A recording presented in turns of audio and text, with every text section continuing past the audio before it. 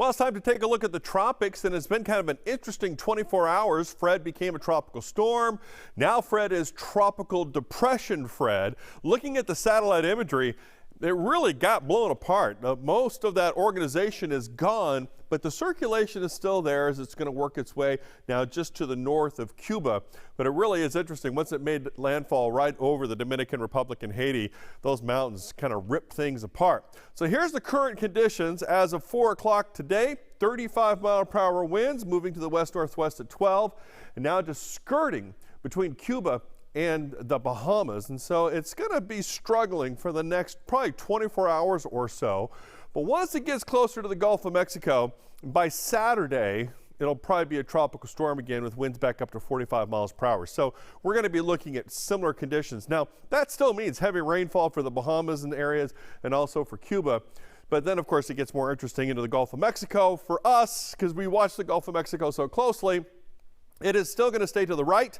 Winds getting up to about 50 miles per hour, possibly by Sunday. So the fact that it's struggling now and not going to be very strong as it approaches the Gulf of Mexico will also help to limit its ability. That's what the thinking is right now before it makes landfall. And so that's Sunday at 1 o'clock. And sometime Sunday night before Monday, making landfall here probably in the central area of the panhandle of Florida, and then we'll be moving northwards after that. So as you look at this, really no impact at all on us here in southeast Texas. And so we watch this closely. And again, I'm not as concerned about where the center of the storm is. I'm more concerned about the cone. Of course, the wider the cone is, the less certainty we have about the forecast. The smaller the cone, the more certain we have certainty about it.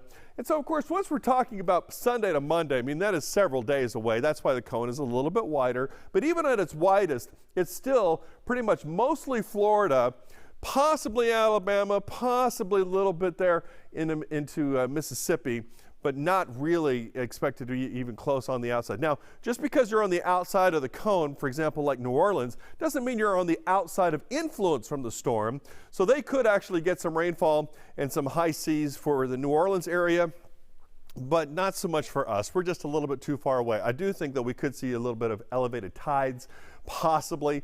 So here's a look at the computer models. And again, it's kind of right in this area where you see the instability. That's what's left of it. So that is our tropical depression Fred. And then as we look at the modeling, pretty much what I would expect. You take the average of all that and it puts it somewhere there into the panhandle of Florida. So this will be one that, again, that is going to dodge us here, but it's going to influence other parts of the Gulf of Mexico. Now let's talk about the next thing behind it. So this disturbance, it's out in the middle of the Atlantic. So there's nothing really slowing it down except the upper level winds are not really that conducive. And with the daytime heating, you see a pretty good convection going on there. But let's see what's going to happen in the next several days, because that's really the important thing. So as we look at it, now the National Hurricane Center giving us 60% chance over the next 2 days of organizing, 70% over the next 5 days. Now, if you look carefully, this cone is really pretty small considering the area that we're talking about. And why is that? Well, one of the big reasons is that the upper level winds that are driving and pushing these storm systems, they're pretty consistent right now. So they're not really, this wind that's moving back towards the west is not undulating north or south as far as moving around high or low pressure. It's just kind of moving in a straight line. Now, once we get here, and again, this is probably going to take a similar path to Fred because the atmospheric conditions really haven't changed all that much. We still have this giant area of high pressure way up here, and it's just kind of driving things. And so it's just sort of in between.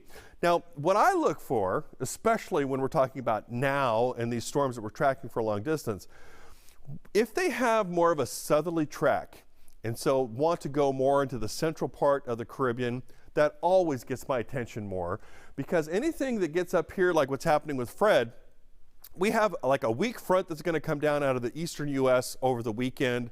The way the setup is, usually things start turning to the right, and eventually the prevailing winds, which are coming off the United States, send everything heading back to the east. So anything that's north of usually the Lesser Antilles, of the Dominican Republic, or especially Cuba, has a more likelihood to take that right-hand turn.